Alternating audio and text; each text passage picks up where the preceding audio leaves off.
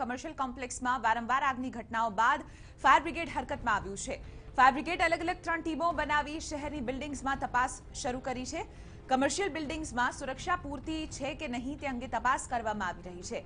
CG road પરના white હાઉસમાં પણ તપાસ કરવામાં આવી। અનેક સ્થળોએ ફાયર સિસ્ટમમાં ખામીઓ જોવા મળી। આ બિલ્ડિંગના સંચાલકોને 15 દિવસમાં સુરક્ષા પૂર્ણ કરવા આદેશ અપાયા છે।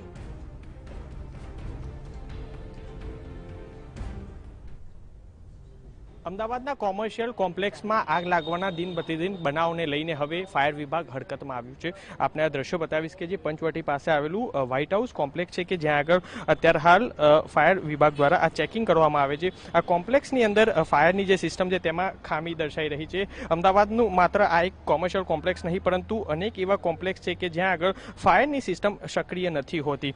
હાલ તો ફાયર વિભાગ દ્વારા 3 જેટલી ટીમો બનાવી અલગ અલગ ટીમ બનાવી અને આ જે કોમર્શિયલ કોમ્પ્લેક્સ છે ત્યાં આગળ ચેકિંગ શરૂ કર્યું છે કે કઈ કઈ જે ફાયરની સુવિધા જે ફાયરની જે સિસ્ટમ હોય છે તે ચાલુ નથી। હાલ તો અમદાવાદ શહેરમાં 550 થી વધારે આ રીતના કોમર્શિયલ કોમ્પ્લેક્સ છે કે જ્યાં આગળ તપાસ શરૂ કરી છે। ત્યારે અગાઉ પણ આ જ રીતના ફાયર વિભાગ દ્વારા ચેકિંગ કરવામાં આવ્યું હતું અને તેમાં મોટા ભાગના જે કોમર્શિયલ કોમ્પ્લેક્સ હોય છે ત્યાં આગળ લોકો ફાયરની સિસ્ટમને યોગ્ય ચાલુ રાખતા નથી હોતા। ત્યારે હાલ ફાયર વિભાગ દ્વારા તપાસ કરવામાં આવી રહી છે અને જો ફાયરની સિસ્ટમ ચાલુ નહીં હોય તો તેને નોટિસ આપવામાં આવી રહી છે અને જો 15 દિવસમાં તે યોગ્ય રીતના ચાલુ નહીં થાય તે સિસ્ટમ શરૂ નહીં થાય તો તેની સામે કડક કાર્યવાહી કરવાની હવે તે લોકોએ ચીમકી આપી છે।